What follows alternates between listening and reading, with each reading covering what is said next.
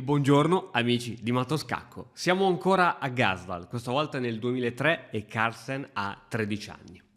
L'obiettivo di questo importantissimo torneo era per lui quello di fare una performance di 2450 punti, andando a prendersi così la prima norma di maestro internazionale. Quindi l'obiettivo di Carlsen a 13 anni era diventare maestro internazionale, per cui si iscrisse a questo torneo dove aveva assolutamente la possibilità per farlo, perché il livello degli avversari era alto.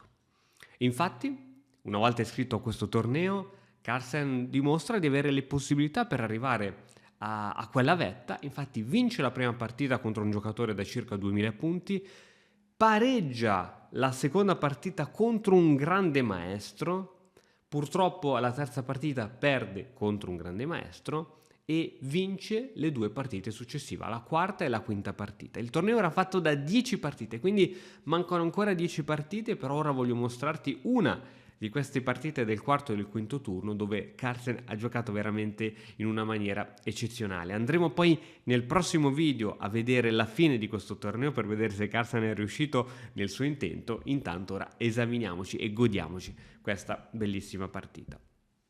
Introduciamola, ovviamente siamo in questo torneo importantissimo e come lui c'erano altri ragazzi, magari un pochettino più grandi di lui, che ambivano a diventare maestri internazionali. Quindi la concorrenza è veramente spietata. Il papà di Carlsen scrive che qui i fondi stavano per finire perché comunque Carlsen ha viaggiato in tantissimi stati, sempre ovviamente per motivi scacchistici, quasi mai per il piacere di viaggiare, quindi insomma anche la famiglia era un attimino in difficoltà. Ci voleva ora veramente il momento di una svolta per dare veramente senso a tutto questo.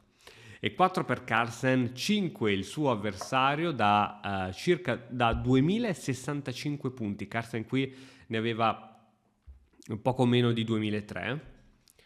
Cavallo F3 e D6 per il nero. Andiamo in una difesa siciliana. E adesso D4, qui ormai la siciliana la conoscete alla perfezione, ma la cosa che ci stupirà è che qui Carlsen non fa la solita ricattura di cavallo, ma va con la cattura di regina. Neanche farlo apposta, siamo usciti neanche un mese fa con un corso sull'Accademia dedicata proprio a questa variante del bianco, per capire come il bianco può spiazzare il nero uscendo con la regina. Il corso si chiama Battere la Siciliana, la trovi sull'Accademia e tra l'altro da domani, cioè dal 17 fino al 26, ci sarà il Black Friday sull'Accademia, quindi tutti i corsi sono in uno sconto del 30%, quindi conviene veramente fare razzie. Ok, quindi questa è la variante che è stata giocata, veramente interessante. Quando l'ho visto ho detto no, non ci posso credere. E ovviamente l'idea è veramente quella di portare il nero fuori teoria, perché adesso cavallo C6 da parte del nero, ovviamente non avrebbe senso togliere la regina per perdere un altro tempo, si sviluppa un pezzo per arroccare. Ovviamente in questo tipo di variante il bianco sa che a un certo punto dovrà cedere questo alfiere, ma guarda cosa succede dopo A6, ed è così che va in partita. Dopo questa situazione non è fantastica. Il bianco ha 3 pezzi sviluppati, il nero per carità ha una solida struttura di pedoni, ma mi sembra leggermente in ritardo di sviluppo, quindi a me piacerebbe giocarla così. E adesso il nero gioca una mossa davvero strana, e questa mossa è dovuta dal fatto che il nero non conosce questa variante. Allora ti dico quali sono le difficoltà. In genere che cosa vuole fare il nero magari in questi impianti tipo siciliana? G6, alfiere G7, ma non può farlo altrimenti perderebbe subito la torre, no? Quindi questo è interessante. E magari, non so, se gioca subito cavallo F6, magari possiamo sfondare subito con E5 e creare veramente seri problemi e rotture pedonali.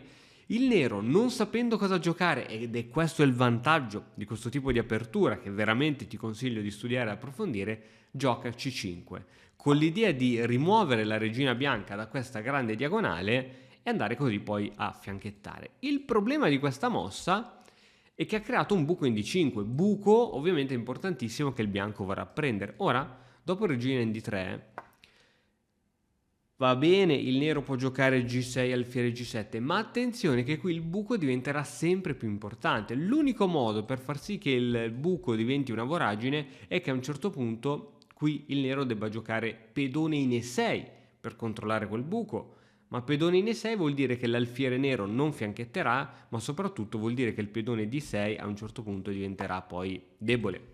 Quindi, non so, mi viene in mente alfiere F4, rocco lungo, tutti i pezzi che convergono contro il punto D6. Quindi veramente è una variante molto ma molto fastidiosa. Vediamo invece come è andata in partita. Su donna D3 arriva alfiere B7 da parte del nero e ora altra mossa assolutamente intelligente è alfiere in G5. Early bird in the morning dew, full steam ahead and I don't hit the snooze.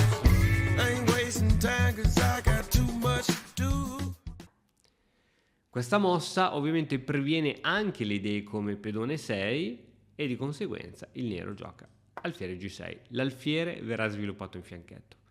Arriva adesso la rocco lungo e adesso ancora una volta F6. Ora, questa F6 non è stata la mossa più bella del mondo, anche perché se la tua idea è mettere l'alfiere in fianchetto, così sei andato veramente a tappare il tuo alfiere. Tuttavia, da questa mossa e da questa serie di indebolimenti che si intravedono, il piccolo Carlsen riesce a vedere qualcosa di incredibile. Adesso, così a distinto, ti faccio questa domanda. Questo alfiere, dove lo metteresti? Io probabilmente a distinto lo metterei in E3 o probabilmente in H4 per continuare a rompere le scatole. Carlsen decide di metterlo in F4.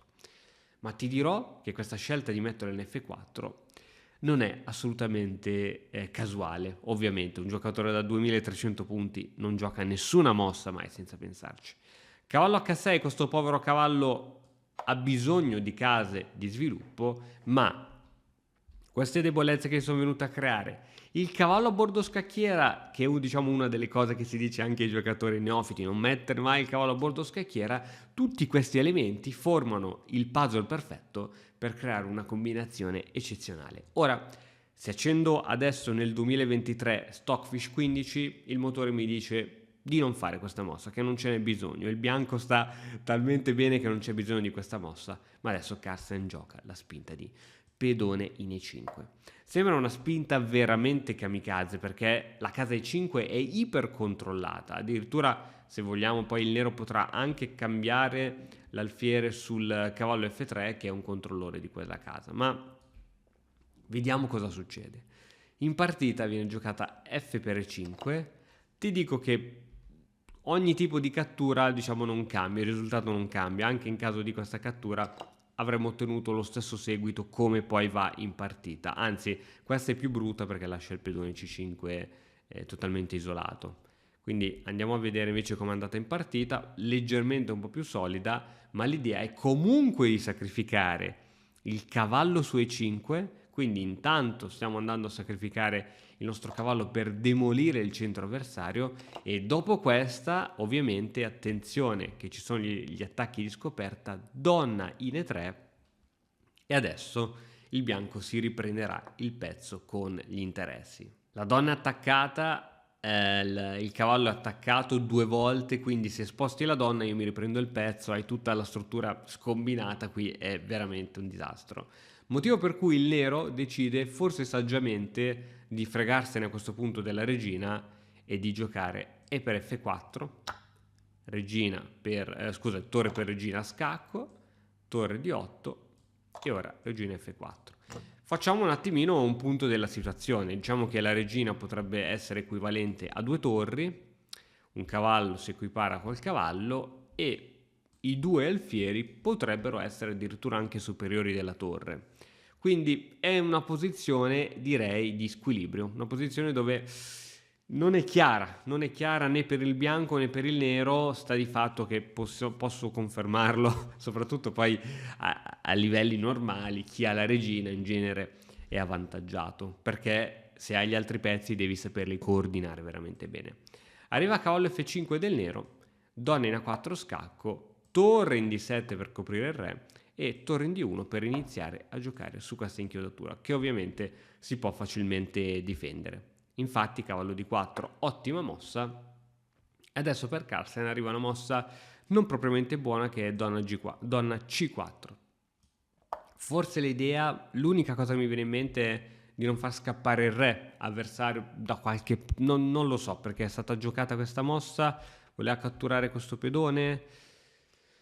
Sì, probabilmente voleva catturare questo pedone, però qui occorreva fare di meglio. Secondo il motore F3 è indispensabile per cercare di fermare l'attività di questo cavallo e di questo alfiere. Addirittura dopo donna C4 il motore dice se il nero va a catturare questo pedone sono veramente guai amari, anzi addirittura ora la partita è il bianco a soffrire. Ma ovviamente su donna C4 una mossa più umana è questa di giocare 6 per difendere questo pedone e cercare di sviluppare tutti i pezzi. Alla fine il vantaggio del nero sta proprio nell'avere più pezzi, quindi è molto umano cercare ora di portare in gioco l'alfiere, la torre, tutti i pezzi, no? Anziché andare a catturare il pedone in G2. Re in B1 per evitare magari scacchi e solite robe, alfiere in E7, donna in A4, tant'è che poi questa regina è dovuta ritornare in A4, quindi regina in A4, regina in C4, regina in A4, alfiere C6, donna in A6, ovviamente il nero ha volutamente sacrificato quel pedone per giocare Re F7, il re ora mi sembra abbastanza sicuro e finalmente ora anche l'altra torre può entrare in gioco. F3 finalmente viene giocata, torre in B8, torre in E1 e la situazione inizia quasi a piacermi per il nero, devo essere sincero. Torre in D va in B7 per un raddoppio contro il re, pedone in B3, torre in B6 si attacca alla regina, la regina va in D3 e adesso alfiere in B7, probabilmente credo che voglia giocare qualcosa di questo tipo. H4 da parte di Carlsen, alfiere in A6 e donna in E4. Bene, una serie di manovre per riassettare i propri pezzi, adesso c'è questa coordinazione, sicuramente, bisogna solamente capire come portare in gioco anche questo cavallo, perché ora se Carlsen vuole chiudere la partita ha bisogno veramente di portare in gioco anche quel cavallo. Alfiere F6, regina in F4, inchiodatura che non fa mai male, e adesso arriva l'errore decisivo del nero. Torre in 8 va in B7, una mossa se vogliamo d'attesa, però questa mossa permette di attivare il cavallo gratuitamente. È vero che c'è la spinta in E5 e grazie a spinta in E5 la torre controlla questo alfiere, ma è anche vero che adesso la regina entra nelle retrovie. Alfiere G7, regina cattura in H7, adesso ci sono ottime case d'ingresso anche per il cavallo. Torre va in B8, cavallo in G5 scacco, re in F6 e adesso qui si poteva giocare una mossa veramente difficile da giocare, ci vuole veramente fegato, qui il motore consiglia addirittura il sacrificio di torre su pedone, poiché dopo questa addirittura il motore dice che questa partita con cavallo e donna è vinta. E c'è da ricordare che la combinazione cavallo e donna dicono che sia la combinazione più forte che ci sia sulla scacchiera, quindi ci sta che qui arrivi il matto, anche se è veramente difficile. Ma Carlsen non ci è andato lontano perché dopo F4 e per F4 arriva addirittura torre in E7, ovviamente con minacce di matto dopo regina per, e quindi si dà la torre gratuitamente per arrivare in un finale di questo tipo.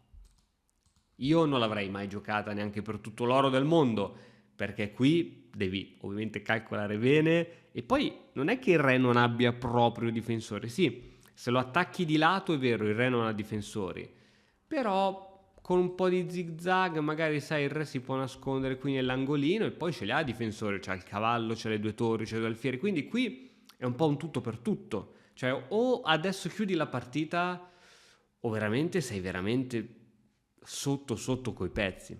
Vediamo come va a finire la partita.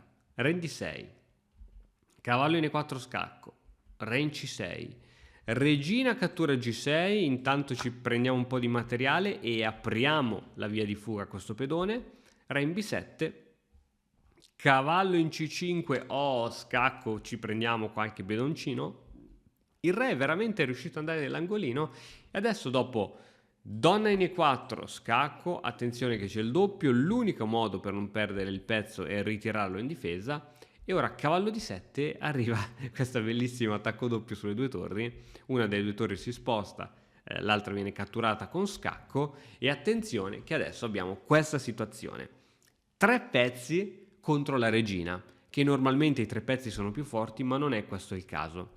perché in questo caso specifico qui c'è un pedone passato che andrà bloccato ed è molto difficile perché tutti i pezzi del nero sono sull'altro lato della scacchiera. Il cavallo non può muoversi perché è inchiodato.